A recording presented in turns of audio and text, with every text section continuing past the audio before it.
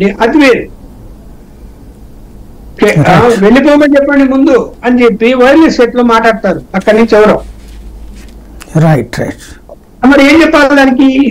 ఇది ఈ ధోరణి మంచిది కాదు కదా.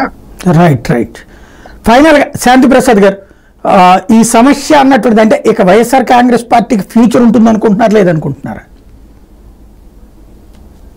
నాకు తెలిసి ఈ 11 మందిలో 8 మంది కూడా మిగలరు.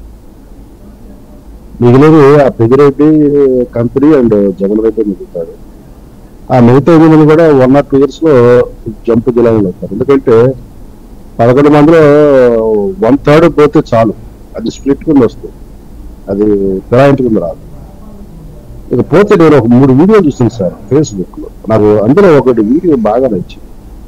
అది వైసీపీ వాళ్ళు ఎడిట్ చేసిన వీడియో. అది వాళ్ళ ప్రచారం. 10 మంది మహిళలు ఫోటో దిగుతుంటారు, ఫోటోగ్రాఫ్ కొడతారు. మేము 10 మంది కాదు, మాకు 11 మంది పడేలా ఫోటో దిగమంటారు. 11వ వాడు ఎవరు అంటే అక్కడ జగన్ రెడ్డి బొమ్మ పెట్టు. జగన్ రెడ్డి బొమ్మ కూడా అంటే 11 మంది, చివరికి వాళ్ళు ఇచ్చింది కూడా 11 మంది జగన్ రెడ్డితో సహా. తర్వాత ఇంకొక వీడియో చూశానండి, చంద్రబాబు నాయుడు అసెంబ్లీలో హేళన చేస్తారు జగన్ రెడ్డి. నువ్వు వినిపించమని వినిపిస్తావు, దగ్గర రెడీగా ఉంది చేతిలో. నీకు ప్రతిపక్ష హోదా, ఎస్ నేను నీకు ఇచ్చా, నేను నీకు టైటిల్స్ ఇచ్చా, నేను ఇప్పుడు నీకు ఆ హోదా కూడా లేదు. ఎన్ని మాటలు మాట్లాడావు.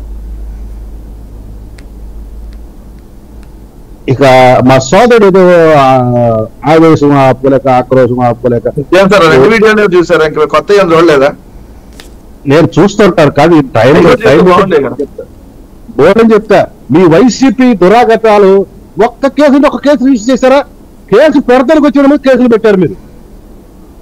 నిజంగా మీ 5 సంవత్సరాల పాలనలో జరిగిన దురాగతాల మీద కేసులు పెట్టి రిజిస్టర్ చేస్తే మీది వరల్డ్ రికార్డ్ అయ్యేది. మీ పాలన మీద, మీ పాలనలో వరల్డ్ రికార్డ్ ఎక్కడ క్రియేట్ అయిందంటే హైకోర్టు, సుప్రీంకోర్టు ముట్టుకెళ్ళింది. చివరికి ఆఖరి రోజు కూడా ముట్టుకెళ్ళినారు కదా. ఇంత దరిద్రమైన పాలన ఎక్కడ ఉందా?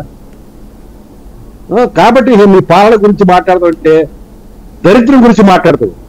ఈ రాష్ట్రాన్ని బట్టి దరిద్రం గురించి మాట్లాడుతుంది. ప్రజలు ఇప్పుడు ప్రజలు నిర్ణయించారు. నెక్స్ట్ 5 minutes చూస్తారు కదా దరిద్రం. నేను ఇంకా చాలా దూరం వెళ్ళి మాట్లాడాల్సి వస్తుంది. కాళ్ళు పట్టుకునే కర్మలు మాకు లేదు.